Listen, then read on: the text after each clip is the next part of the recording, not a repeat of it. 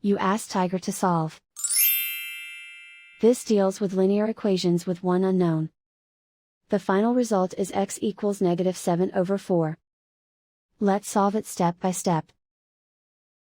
Group all x terms on the left side of the equation. Subtract 5x from both sides.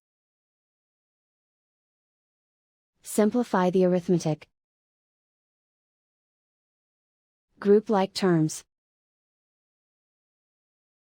Simplify the arithmetic. Isolate the x. Divide both sides by -4. Cancel out the negatives. Simplify the fraction. Move the negative sign from the denominator to the numerator. And so the final result is x equals -7/4.